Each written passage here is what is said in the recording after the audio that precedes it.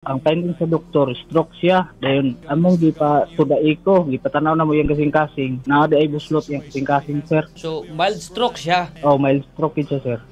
Sir, kini Sir Jason, kanus araman niyo ni nabantayan since bata pa ba siya ani? O Wala. karon na ni Timaw nga iyang balatian? Karon ra na mo nahibalan, sir. Unsay findings sa doktor? Unsay kanang hinungdan gid ana nganong do na siya balatian ingon ana? Imo bang na ninabi ang doktor, Sir Jason? Tungod gid sa yung buslot siya yung kasing-kasing, sir. Tus intaw. No pila bata ninyo, sir? Duha, gagmay, 8 years old ug 5. So kanang pagpanglibor-libor niyo, sir, pila may income nimo sa unsa man na everyday? Wow, say, sir, dito ko sa naay tag 250 ra.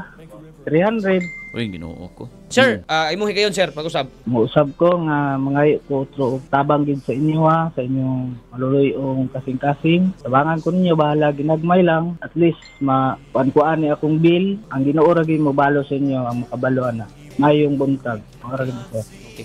Sir Jason, salamat kaayo after ani atong program karon. Manglakaw ta Sir Jason, andam lang diha kagion ka namo ha.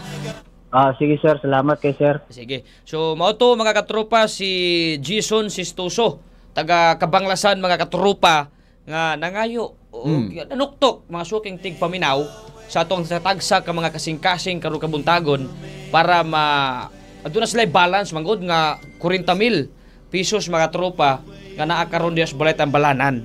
So, suble ang XFM Bukidnon kami mga tropa nga mga angkor dinhi sa programa nga Bullseye, nihangyo mga katropa nga mangayo mi og ginagmay nga tabang kay kanang gamay katropang Jumark Yes. og matigom na Daghan na. dako na katropang Jumark mo daghan na